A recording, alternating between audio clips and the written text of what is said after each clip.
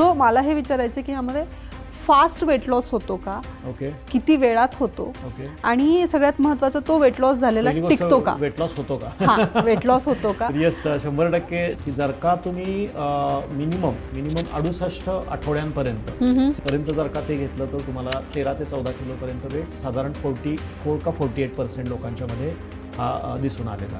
So जर का weight लॉससाठी तुम्ही पिल घेतलेली आणि ती जर का काही आठवड्यांनंतर काही महिन्यानंतर बंद केली तर काय होणार?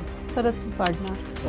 So if you want to reduce it and if you want to sustain it you have to take it continuously. तो 2 तास अगोदर तुम्ही तुमचं जे काही कुठलंही ॲक्टिव्ह वर्किंग आहे, म्हणजे तुमच्या झोपायच्या अगोदर जे काही महत्त्वाचं तुमचं ऑफिसचं काम असतं किंवा कुठलंही स्ट्रेसफुल वर्क असतं ते तुम्ही अवॉइड करणं गरजेचं आहे. आणि झोपायच्या अगोदरचा 1-2 तासाचा जो कालावधी आहे तो थोडासा मनशांतीसाठी, चिंतनासाठी, ग्रॅटिट्यूड प्रॅक्टिससाठी, योगा, मेडिटेशन किंवा एखादं चांगलं बुक रिडिंगसाठी तुम्ही हे केलं पाहिजे. म्हणजे बेसिकली तुम्ही स्क्रीन टाईम जेवढा अवॉइड कराल ते तुमच्या जास्त फायद्याचं राहतं. झोपायच्या अगोदर कमीत कमी 45 मिनिट्स टू 1 आवर तुम्ही तुमचं स्क्रीन टाईम पासून तुम्ही लांब राहायला पाहिजे, तुमचा मोबाईल असेल किंवा कुठल्या ह्याच्यापासून.